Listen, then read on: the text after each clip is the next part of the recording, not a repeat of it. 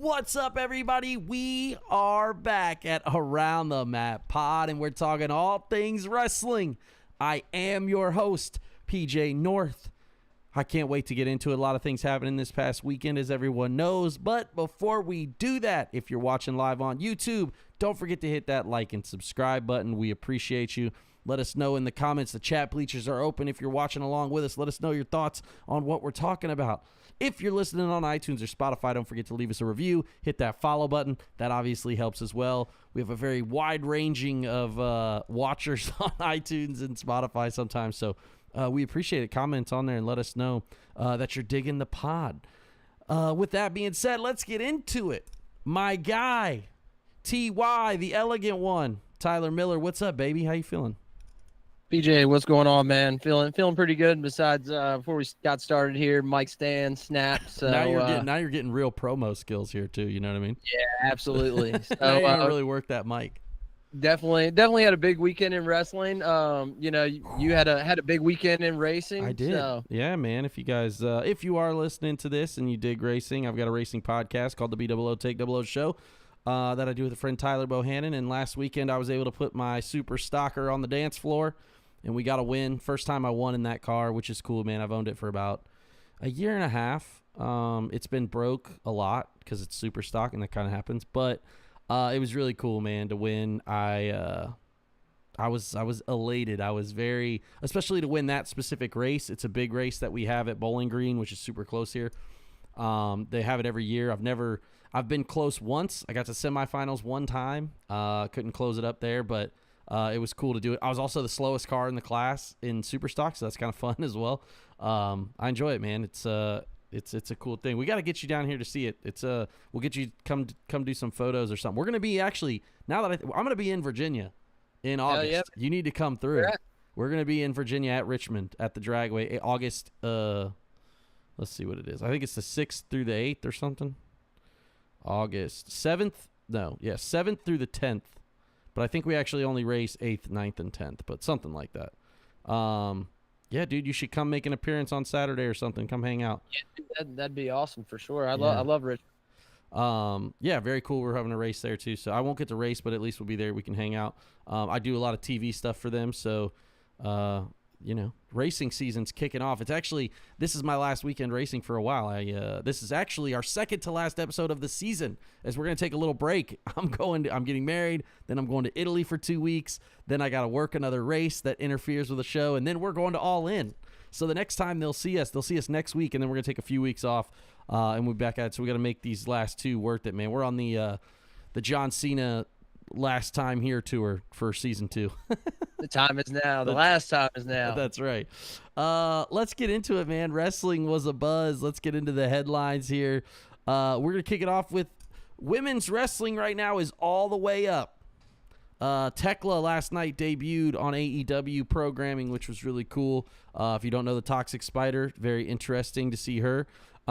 Julia, Stephanie Vaquer, and Jordan Grace all being called up to the main roster. Natty Neidhart's doing some crazy shit outside in the indies. All the women that obviously got released are now doing stuff in other places too. You see Indy Hartwell is back in TNA, which is kind of weird, right, to get fired and then have to go to I don't know about that, but GCW with Elena Black and stuff. So honestly, one of the hottest things going in AEW right now is Toni Storm. Obviously, I mean, she's crushing it. Rhea Ripley on the other side. I just think women's wrestling right now is all the way up, man. From my perspective, when I was growing up, obviously I didn't get to see Joshi wrestling, which is like, if you hear anybody talk about their time in Japan, it's about how the Joshi wrestling was like super ahead of its time, right? And all of these things, and then you see that show on Netflix like brought that out, and they showed clips of Maniami Toyota and all these stuff. Like, I was just like, damn, I didn't know that existed as a kid. So to see it now is really, really cool, and the stuff they're doing, because obviously stuff we grew up on was like Divas wrestling, right? It wasn't, we had Medusa, but Medusa wasn't wrestling like, other than when I saw Bull Nakano wrestler, which was awesome, and Asia, and they had Asia Kong and all of that. It's just like, it wasn't a thing really, it being realistic, and now it's all the way up So I just am very excited about the stuff that the women's roster's doing across the board, all of it. What about you, man? What are your thoughts right now? Yeah, dude. I think it was about a month or so ago that I said that I'm super excited for what women's wrestling has to come in the future, Yeah. especially with AEW, because they're adding a lot of heavy hitters. They're really playing them into some key storylines on the show, Yeah, especially dude, look at Marina and Willow, right? yeah, and of course Willow just signed a new deal with them, and they're really building a big women's roster that I do feel like is going to have a lot of longevity. As long as they're able to, hopefully keep some of those stars there. Of course, signing them's one thing, but being able to keep them there after a little while is, completely I mean, different story. I think they do more stuff too. I think you saw Harley Cameron and Anna Jay last night do some cool stuff. Obviously, that was very interesting. I do think one of the things it's like I bring this up is like the Deonna Purrazzo thing. I don't know if you saw that, where she basically tweeted like, "You might see me during picture in picture," and obviously it's a little tongue in cheek where she's calling the fact that she's not been on television, but like in my opinion, also there's only so many spots for females on the main rosters a lot of the time too, because they're trying to get everything in, and like it's still a work in progress. I'm not saying one way or the other. I'm just saying it is obviously a work in progress. And so I found that to be like super petty and weird. I think the Mariah stuff is hilarious because I think she's just egging it all on, all the people talking and everybody's opinions. And like, you don't see a lot of women doing that. And I think she's crushing it. Or you haven't seen it in the past, I should say, women do that. But I think they're doing a great job. I think all of it is really, really cool. And obviously, like I said, women's wrestling right now is just really at its... Obviously, it's a peak right now because it's the best it's ever been. It could still continue to go up. It's just really cool where it is right now. Yeah, man, it's definitely came a long way, and of course, like you mentioned, the Divas stuff. My teenage self, definitely appreciated that stuff back in the day. But Look, I ain't gonna say nothing. My girl Trish and Sable, man, I get it. That was raised on that. I get it. Stephanie Absolutely. McMahon, preach, my guy. Yes, sir. But that also kind of makes me feel like what could they have been doing all along? Sure. And it might just be me personally, but I do feel like they're like a step behind AEW when it comes to women's wrestling and the storylines and being able to capitalize on some stuff. I think that they've let the women be in the forefront more. Yeah. But they're definitely both crushing it, and it's all up from there. Yeah, I'm excited, man. Obviously, WWE kind of laid the groundwork, right, with Charlotte and Becky and Ronda and all them headlining a Mania and all that stuff. So it's like not like to knock that. I'm just saying, like, right now, just different stuff. I think AEW has moved ahead with their women's wrestling. So. Right, and I feel like with WWE's women wrestling, I feel like it's very all the feuds are kind of very similar. Whereas there's a little bit more variety in the women's division, similar to the men's, on both shows. Yeah, versus it's seemingly they let the women be themselves in AEW a little bit more, where they can kind of try stuff or do stuff that's more off the wall. It's not so overproduced, maybe. That's just from like an outsider's perspective, like me looking in, but. All right, that was I thought that was good, man. Like I said, I was just very excited about a lot of the women's stuff we're seeing. It's pretty cool. This next one is hilarious. Vince McMahon supposedly wants to buy back WWE. Jonathan Coachman is just out there running that gullet. He ain't have nothing else to talk about, so he's like, shit, I'll just make some shit up. I think that this would be the worst thing of all time. I don't care about Vince's personal life. It's fucking irrelevant to me. He obviously has some shit going on and he did whatever. That's irrelevant. Has nothing to do with it. His creative for like the last 8 years was dog shit. So like, just so everyone's aware, I don't give a shit about any of his other stuff. He's a terrible human being. That's been known, but he also has like these highlights of like he's a really good person. It doesn't matter. His creative is all we're talking about is dog shit. So I'm out on Vince McMahon buying WWE back. Also, what did he magically get $1 billion more money where he can just pay TKO more than they paid for it? Hello, McFly. I don't think it works that way. What say you, man? What are your thoughts on this rumor going around? Yeah, I agree with a lot of that, man. I do think it was funny because me and a buddy were talking about this, and he was actually the one that brought it up to me, and it kind of blew my mind. He was mentioning how if kind of TKO was a kind of like a cover up, or just kind of like a temporary thing until Vince could go through like all of his legal stuff and then potentially back the company, Interesting. kind of keep it on hold for him. Wow, Uh, interesting. Yeah, dude. So something like that, and of course, when I saw the rumors a little bit of it, and Jonathan Coachman talking about it, I was like, man, that really definitely kind of raises an eyebrow. But Yeah. I do think it would do a lot worse than it would good. There's Dude, it's definitely some such a things, bad idea. yeah, there's some things that I do miss a little bit. As far as under Vince, like Yeah, I miss the the mat being clean. absolutely. That was going to be the first and probably the only thing I was going to say. Yeah. But like I said, most of the stuff would be a lot more bad than it would be good. And like you mentioned, we've noticed that, over the past however many years, probably say maybe even 10 years or so when Vince was there, it was terrible. I mean, they had FTR shaving each other's backs, dude. I mean, that was Yeah, awful. dude, they just had shit that didn't land. It wasn't like it was like kitschy or funny. It just didn't it was not good. And it's Yeah. like his humor, when he would do humor television, wasn't the same humor that everybody else had. And there was a lot more misses than there were wins, in my opinion. You know what I mean? When he was in charge in the last few years, right? Obviously, the Roman thing was a huge, giant fucking swing and a miss, in my opinion. But that's just my opinion. I know a lot of people loved it, and that's fine. But, like, I'm not talking about Roman in the bloodline. That's just me being a hater. But, like, Roman, big dog Roman. Come on, guys. Yeah, and when we about? talk You know what I mean? about what was left of Vince, before he was out of there, that's really what I think of as Roman the big dog, and really Austin Theory as well, because they tried to push My Austin guy has Theory. pulled an absolute disappearing act. Yeah, absolutely. And with wrestling, you can of course never say never, but I doubt that. I doubt that he comes back. Yeah. And like you said, it has to something has to be for sale to be able to be bought. Sure. Everything does have a price, Right. but if they're not looking to sell, then you can't buy it. Agreed. All right. I just thought that one was a funny one. We would chat about it. This next one, everybody says if you're a WWE fan that AEW is not competition. Triple H has said it. I think there's a lot of that, but then all of a sudden WWE just be like, nah, y'all having a pay-per-view, we think we'll put on a show as well.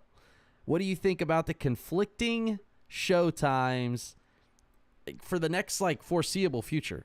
And then today it was announced that NXT is going to the 2300 ECW arena like a week before AEW starts their residency. What say you to all that before I give my opinion?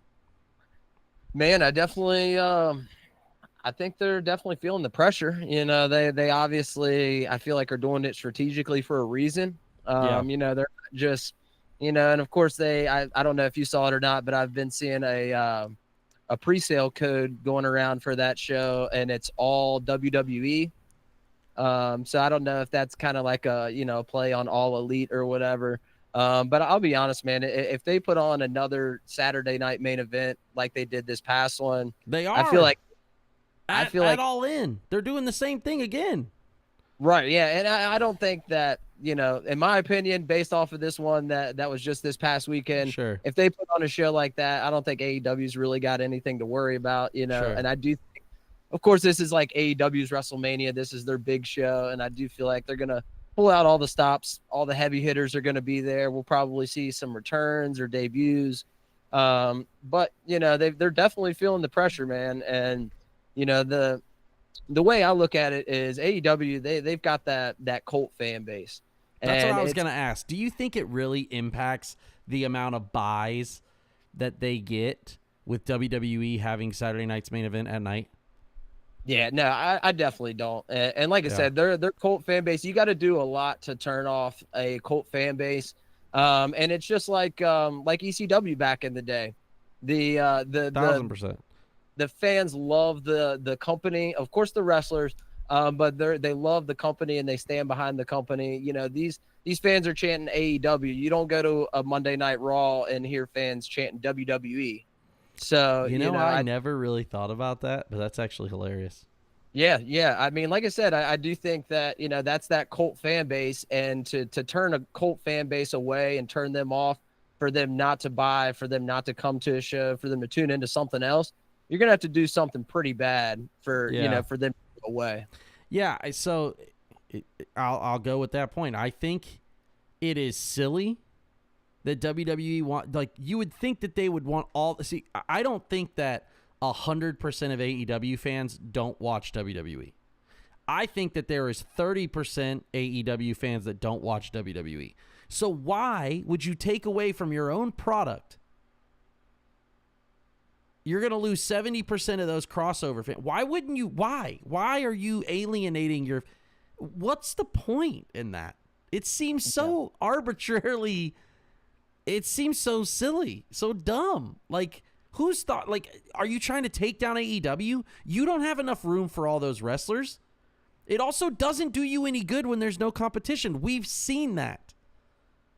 You're doing massive numbers right now, the best gates you've ever had, because wrestling is popular. I'm not a businessman in the sense of, like, I don't fucking work for WWE, but in my mind, basic common sense says, if there's competition, it's making us better, and we're making the most money of all time. Why would I not want to make that money on fans? I don't know, man. It seems so stupid to me that they're doing this. And for them to say, the other thing is, like, for WWE, and again, I am not a tribalist. I don't give a shit. I like pro wrestling.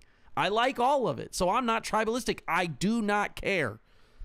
Why would you sit there and say that it's not competition and then put the show the same time? That just seems dumb to me, man. That's like if the UFL was like, the NFL's not competition, we'll just play our games on Sunday. The fuck you will. Yeah. Like, what are we talking about here? I don't know, that's man. The big thing for me as well is, like, I like the fact that, of course, AEW, they're the underdogs chasing, and they acknowledge that. But at the same time, like with WWE, I hate that they are doing little slick, subtle things, right, and not acknowledging that they're doing them, and why they're, and the reasons that they're doing them. 100%. And I look on this. Let's devil's advocate. I understand that Will Ospreay goes on all these interviews and he says all this shit and it gets everybody riled up. I get it. I'm not saying that AEW. My favorite thing about dumb people is that their first defense is, all right, we'll do the other side. Brother, we're not talking about the other side right now. We're talking about this side. If you'd like me to have a conversation about the other side, let's talk about the other side. Okay, but we're not. Right now, the argument is this part of it. And so dumb people, their first thing is, do the other side. Let's talk about the other. It's like, that wasn't what the conversation was. If you can't successfully defend what your reasoning is, it doesn't matter. And I think that it's super silly. I just don't get it at all. I really don't. Because I'll be honest with you, dude. When we're in Dallas, like, if they started at the same time, like, I'm not going to go watch Saturday night's main event. So now you've lost me as a live viewer. Am I going to watch it after? Maybe, if Twitter doesn't ruin it. Yeah. But, like, that's maybe you can, you have to, like, avoid your phone at all costs to, exactly. if you still go back and watch. You have an entire women's pay-per-view now that no one's watching except for your loyals. We're not, you know what I'm saying? Like, what are we doing? Did you see what they did? It was kind of a strategic move on their part. They did a BOGO on the ticket sales for Saturday night and Evolution. Yeah, to get people to go. Yeah, but they're going to go to the second one if they're fans of both. I don't know how many fans are of both, but I can't imagine that, like, there's that many people out there that hate one company or the other. Like, it seems so odd, like, so dumb. If you like pro wrestling, fine. If you don't like WWE, okay, cool. If you don't like AEW, okay, cool. But, like, I can't imagine that it's 100% of their fan base doesn't like AEW, or vice versa. You know what I'm saying? So, like, I don't know. Silly, man. It seems so dumb. Yeah. Well, and another thing for me, dude, is I do think that until WWE, I feel like personally a lot of their shows are maybe like 1-2 good segments, maybe 1-2 good matches a show. And then the rest, a lot of times is a lot of bullshit. And, yeah, that's a thing that's come up a lot. I think they're both on polar opposites of each other, right? AEW is like 4.5 hours of wrestling, and WWE is 15 minutes. And I think the wrestlers are trying to find a balance between the two, right? Right. Yeah. And I did see that, some of according to, Meltzer and his minions, they were talking about shaving it down. But, like I said, I would much rather watch something that is going to keep me interested the whole time. It's got a little bit of something for everybody. And it's not just, a bunch of bullshit ads, on how dude, they're making 1,000%. that company, more money. 1,000%, dude. Oh man, it is frustrating because I'm like, why can't I like both, man? Why can't they both be? Why can't I just enjoy it? Like, I'm allowed to shit on the stuff I hate, but like, why can't I? Why does the company part matter? Like, why can't I just equally hate the shit I don't like on both? You know what I mean? Right. And I'm, man, I like, if WWE does something I like, I will fully admit it. 1,000%. Same thing with AEW and, vice versa for things that I don't like. Crazy. All right. Well, that's my rant for the day. Saturday night's main event happened this weekend. I did not win the pool. Again, it's bullshit. Drew McIntyre is a big cuck. And actually, none of us got the match. None of us got the bonus question right, which was which match was going to be first. It would, be in the tag match. So Saturday night's main event, man. What are your thoughts? What kind of grade did you give it? It sounded like you did not enjoy it. Yeah, dude, honestly, I would say probably like a B- or so. I do like that it's only, a few matches on there, but the matches that they had, I just feel like didn't really do it for me. Sure. The Bronson Reed return, I do think that was pretty cool. And him teaming up with Rollins and Braun Breaker and Heyman, I'm interested to see where that goes. Yeah. The Logan Paul and Jey Uso thing, I could definitely do without that. I was I guess a little excited to see Cody run in and see how they're going to, potentially continue that. Yeah. But I did also hear, that it was supposed to be with Travis Scott, which I thought would have been, I guess a little bit more interesting than, Cena and Logan Paul, even though within WWE, I think that they want those two in the ring together, Sure. at some point throughout the retirement tour, just because of who they are. And then the rest of the show, man, the cage match, it was okay. The highlight of the show for me, I'll be honest, was when Jesse Ventura just was went off, dude. And I feel like I could hear in like an earpiece that I wasn't wearing, like, man, get this guy back there. Like, we don't need him on commentary anymore. Yeah, he was so I didn't get to watch live because I was obviously racing. So I had to watch it the next day. And I was like, obviously I'm on the phone and I see all the shit and I'm like, damn, this is wild. Like, he is really going ham on he is not happy about this walkout finish. Holy shit. Which is good. He's being a heel announcer, so maybe that was part of it. I don't know. I just want that feud to be over now too. Also, I'm gonna give it a B- as well. And the only reason is because not because the matches. I thought the matches were fine. And I enjoyed Ron Cena, the whole shirt thing with R-Truth. I thought that was good. I enjoyed the call out. They're going to do Money in the Bank. That's cool too. I enjoyed the Bronson Reed thing. I think that's great. I'm interested to see what they call the team. But the fact that it was so dude, I spent half the day, half the time I was watching it in fast forward because they had so many replays and sponsors and all. There's only 30 minutes of wrestling total in 4 matches. That's pretty crazy, dude. So yeah, I didn't enjoy that part of it, and I thought that was kind of dog shit. I love old Saturday Night's main event, so I watch those a lot. And this one didn't feel as good as the other ones so far. So yeah, I gave it a B-. Like I said, I enjoyed. I asked this in the chat too. What's your thoughts on this John Cena heel run right now? Are you enjoying it? Are you not enjoying it? Could it be better? What are your thoughts? Yeah, I feel like I feel a little indifferent about it. I do feel like it was pretty cool to start off, and something new for him. But I do feel like it's just been kind of a continuation of like the same thing and the same promo over and over again. Yeah. So I do feel like if he could, ramp it up a little bit somewhere. Yeah. I don't know exactly where, like what he could do, but I do feel like it could be a little bit better. And I do just feel like it's a weird time, man, to just on the retirement because he's tour. still a babyface to us.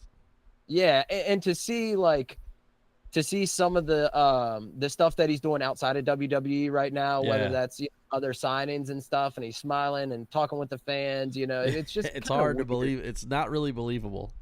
Yeah, and of course, like, I know it's 2025. Kayfabe's been dead a long time, but it's just a little weird to see that. No, I get it. I'm 100% in agreement. It makes it be like so much like attacking the fans, right? And they just be out there signing autographs for. Exactly. When we turn the lights and the cameras off, like, come on over here, I'll sign your autograph for you. Yeah, I felt it was a little weird as well. Not sure, kind of like I said, where to go with it, but I enjoyed it. So far, I've enjoyed it. I haven't really hated it just because I'm not like super invested in Cena. Like, he's not my favorite wrestler during that time, and he wasn't my favorite wrestler when he was there at the time. You know what I mean? Like, I'm not. It's not life or death to me like it is to some folks who grew up on Cena. So for me, it's kind of like, yeah, I thought it was good so far, but I'm interested to see what they do with Logan Paul, him, Jey Uso, and Cody. We'll see what happens. You have any ideas on how they might turn him back to babyface probably before the run's over? I think that it happens closer to the end. I think he's going to ride out this heel thing a little longer. Yeah. And then maybe SummerSlam. Yeah, I was thinking even a little bit past that, maybe. SummerSlam used to be in August. Now the fact that it's so early, it's like maybe not August. Oh, that's right. It's in July this year, right? Yeah, it's like July 31st or something. Okay. Huh. Yeah, man. I don't know. I think I'm kind of interested to see where it goes, and I really don't have like very many bucket list people left for that I would like to see him face a whole lot. Of course, the thing with him and Orton was cool. Yeah. But I don't really have anybody like, man, I would really like to see this before he goes. Sure. Yeah, I think like I said, it's just such a weird.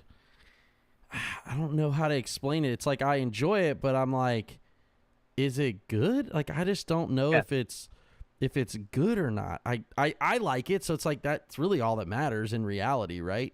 Yeah, I kind of feel the same way because when I'm sitting there watching it, I'm like, do I like this or do I not like it? Yeah, which is cool because I'm like kind of like, all right, it's cool, it's happening, it's whatever, right? Yeah. I don't know. Good question though. All right, here's the one. Look, let's just get it out there. Double or Nothing. Potentially the best Double or Nothing of all time, and I went to the first one, so I was blown away. I just was like, damn, this is so. Everything was like cool for me. There were matches, obviously. Look, yes, it's too fucking long. It's always too long. It doesn't matter. I still enjoyed it. Okay, I could have done without the FTR 6-man tag or the FTR tag and the 6-man tag. I didn't need either one of those. They could have done those on Collision or Dynamite. That would have been fine. Ospreay, Hangman was unbelievable. Unbelievable. And to tell you that I know it's good, not only do I know it's good personally, which is really the only opinion that matters, right, in reality, is whether or not I enjoy it, is the internet. I couldn't even, the bots couldn't even get through. I couldn't even see a shitty Julian Weeks tweet. That's how good Double or Nothing was. And when bodies hit the floor, it was great watching it live. But to watch the fan cam stuff afterwards was even more electric, man. Holy shit. I just thought that they continued to deliver on every sense of the word. Obviously, it's not 100% every time, but they're at like a 90%, 95% right now. Like, again, like I said, I didn't need the two other matches. I could have done without those. But I just electric Double. I give it an A+.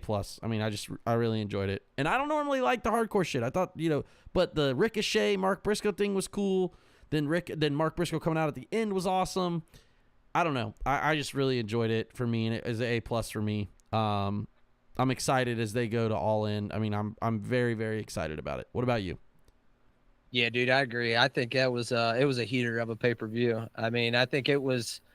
I think they keep outdoing themselves each time they have a pay-per-view, which is hard to do. And with the whole thing of them being too long, it is a little hard to stay up sometimes, into the wee hours of the morning. But at the same time, it's not a bunch of bullshit. No, it's well worth it by the end of it. You're like, fuck, it's still good. Absolutely, Yeah. and there's not a bunch of filler stuff in there. Like you mentioned, there was 2 matches that could have been on like weekly TV, but at the same time, I also feel like if you place those strategically throughout the card, Dude, it'll allow that come down moment from maybe some of these really high spots that AEW puts on. exactly. So Exactly. I do think Yeah, I think man it's that actually strategic the way they do that.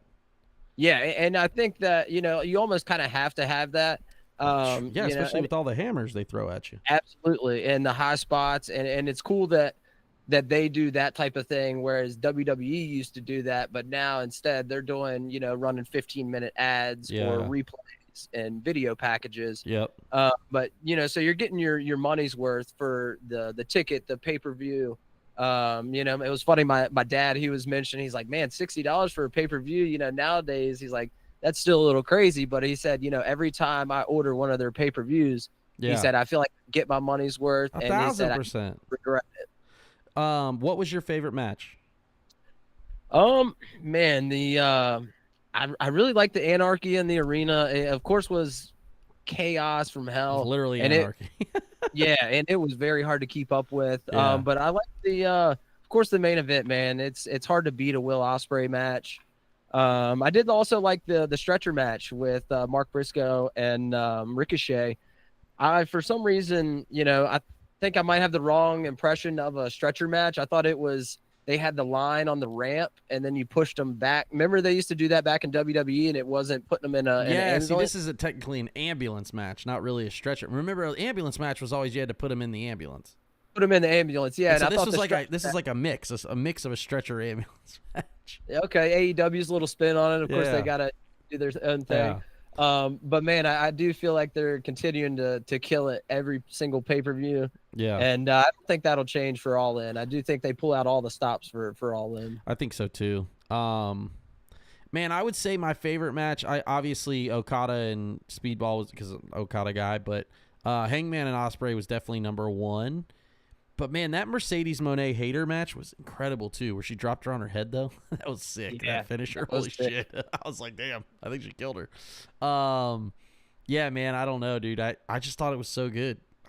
Again, I'm not like a I'm not a tribalist. I'm just telling you that the match. If you're into wrestling, it's their stories right now they have layered stories that are incredible. And if you're not watching, then that's why you don't get it, and that's fine. Just say you don't get it. Don't be cool and say, oh, they don't have it. It's like, I don't think y'all are watching.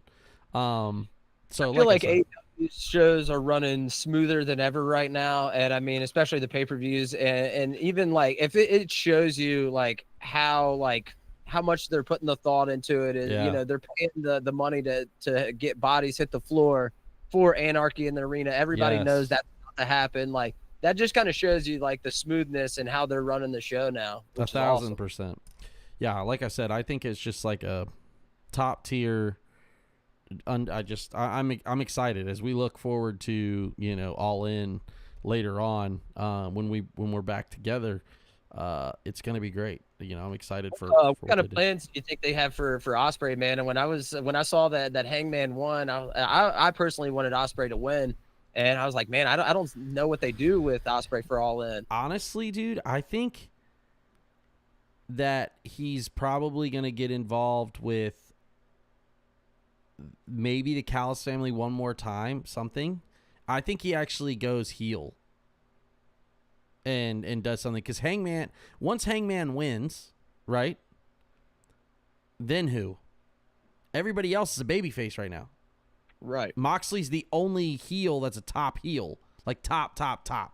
So like, you're gonna have to have a heel at some point. You're gonna have somebody else, right? Yeah. I don't know. I think that might be cool. Obviously, I think the main thing for me is that like Okada, Omega, Osprey is like there's like that little mix somehow. Not to mention you're gonna have Orange back at some point. And I was thinking even possibly, the segment they did in the ring at the beginning of Dynamite, it could even be Swerve. Oh, it could be Possibly. Swerve too. That would be cool too. Like I think because right now Swerve's doesn't have anything else to do right now. Right. So they just have, like I said, the more you look at it, the more you're like, damn, they have like top guys like that are really really good that could be champion right now. Like they have a lot of them. which is cool because WWE had that for a little bit too, and now it's like now they've cooled off some of them. You know what I mean? Like they had it for a while on Raw, like you didn't know who's gonna be world champion because like they've kind of cooled them off. So it's like, oh damn, I don't know. But now in AEW, it's kind of like you're like, I don't know who's gonna be champion next. But I'm interested to find out. Same, definitely. It should be good. Pretty good stuff. All right, the randomizer. What I want to know is how was your wrestling event this weekend that you went to? Oh, dude, it was awesome. Like I said, drank some beers, man. Yeah. They had a it was like a 5 or 6 match card. Definitely had some pretty heavy death match stuff in there, Okay. but they had some guys that were some pretty damn good wrestlers as well. So they try to. It's definitely more stunt death match leaning, but they definitely get some guys out there that can wrestle for sure. Okay. That's not actually the question. I did want to know about it. But what's your favorite wrestling event that you've been to? I don't know if I've asked you this. What's your favorite event that you've been live to ever? Man, that was probably, I would definitely say this past year, well, not this year's WrestleMania, but the one in Philly, just because okay. that's the first WrestleMania I'd ever been to. Yeah. And, that's definitely, I feel like a list. bucket Yeah. That's fair. bucket list. But if I were to say one that wasn't WrestleMania, I would probably have to say Revolution of 24. Okay. Of Sting's last match. I think it was really cool to, cool. see him as a kid, at his peak, and then to be able to see his last match was awesome. I'm hoping, the tickets aren't, too crazy for Cena's last match. I'm thinking about possibly maybe going to Boston. Yeah, if that's where cool. All right, here. That's actually we're building into it because I've had a couple randomizer questions that came up. What would your dream main event be if you could have a main event that you could go to see live right now? Any wrestler, any time period, anything. What is your dream main event to go to? Man, that's a tough question. I definitely think Triple H would be involved. The game, man. It's hard to beat Triple H, and I feel like we call him Triple Bald where we're from, but Triple H is fine. I do feel like he really didn't get his send off like he should have, and if anybody should have gotten like a retirement tour, man, Triple H would have been an awesome one. He can still do one. He just can't wrestle. Yeah, he just can't wrestle. He can just pop out and say, "Are you ready?" Yeah. 2 words. And all that right. But man, honestly, I think it would be cool to see a whole feud, promo battles, and match and everything with him and Cody. I think that would be awesome. That would have been cool. Okay. Especially the whole break the throne, man. I feel like Triple H come out with sharp jabs. I feel like it'd be awesome. Yeah, that would have been cool. All right. I would say my dream main event would be Ric Flair versus Cody. I would love to say it's going to be Muta versus Okada, but like everyone's going to be, whatever. I would say Ric Flair versus Cody would be awesome. Like 80s Ric Flair, wheeling, dealing, kiss stealing, limousine riding, jet flying, son of a gun. Versus the American Nightmare would just be so sick. And I think that'd be cool. But otherwise, like the undercard right below him would be Okada versus Muta. I just think that would be obviously those are two of my favorites. I think it'd be so sick. But yeah, dream main event, man. Ric Flair versus Cody. I think would just be so sick. Would just be a cool generational battle. You can't even do it on 2K because they don't have Flair in the game, so you can't even do like a good one with 2K. It's a bunch of bullshit. Maybe my something I was thinking about, man. Talking about social media a lot. I was thinking somebody back in the day, of course before social media. Who do you think would have been like the big buzz on social media? The guy who was trolling the fans, who is always being talked about. Say from the 80s, 90s, even 2000s, early 2000s era. I think Flair would have definitely not been able to handle it at all. I think he would have just been playing into it. And he would have commented on every female's Instagram post. Absolutely. I just don't think he could have handled it. Somebody that would have done like a great job though, like back then, probably would have been like Owen Hart, just because everybody talks about him ribbing. Like I think he would have I think he would have been like such a great heel. I think he would have been like that.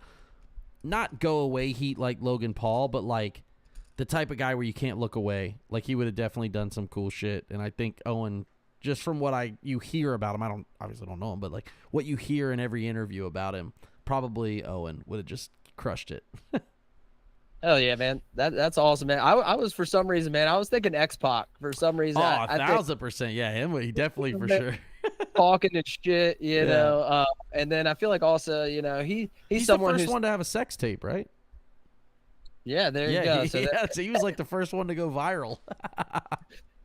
Yeah, I don't know, something just kind of, you know, I was scrolling through a bunch of stuff on social media. I was like, man, I wonder who back in the day would have been like, you know, maybe like the Matt Cardona, you know, someone who really to capitalize. Yeah, that's a great question, man. That's a really good one. That would have been a good randomizer. I'm glad you brought that up. That was a good one. I just think there's so many, like, I'd be interested to see who would have taken that over and done that, because Cardona really has been that guy. Like, he is the leader in the clubhouse when it comes to that, like indie guys figuring it out. He also did it obviously when he was in WWE. Like, he's the first one to take advantage of it. That's funny. That's a great question. Let us know in the comments. What say you? Who do you guys think would have taken over from before the social media era was a thing? Who would have lived in this era and succeeded or profited? But you know, honestly, it might be Jeff Jarrett, because he's crushing it now too with social media in this age. He might have done it back then too, trying to get that picture money, as he always says on the pod. Yeah, well, dude, honestly, I feel like you know, back in the day, some of those guys would have either really made some money or they might not have had a career. You know, they might have just ruined it right off of that cliff, buddy. Yeah, dude, I feel like you know, say like 97, 98 Shawn Michaels probably would have just self-sabotaged. Yeah, his dick would have definitely been on the internet. His dick, 100%. His dick would have been on the internet. Not even a question. There's an inevitable back, especially because they were just out of control too, right? Like, absolutely, the drugs and everything back then, like, was so out of control. Would have ended up like, damn, who is that? There was literally just someone who was like, oh, maybe it's a wide receiver. Oh, damn, I forget who it was, but they just got caught like with a pink substance or something like that in a video that's now, and you're just like, God, like, bro, turn off the phones. Like, just tell everybody they can't have a phone. Like, it was Stephon Diggs too. Stephon Diggs, that's it. Stephon Diggs. He's one of the top guys too. So it's like, man, you got to be smart. It's tough out there. Oh man. All right. Well, next week will be our last episode of the season. Here is, like I said, we're going into a little bit of a break for the summer, but then we're coming back with a vengeance with a live episode for All In. I don't know, man. I'm excited. It's a big summer. We're going to talk again next week. We'll go over some things and kind of what we're looking forward to the rest of the summer, how everything's shaping up. Anything else you want to bring up before we go? Yeah, man. Appreciate you having me, and looking forward to all the wrestling stuff leading up into All In, whatever else WWE's got going on. Yeah, hopefully Money in the Bank and all those things come together. It's looking prosperous. We're excited. Thank you all for joining us. Until next time.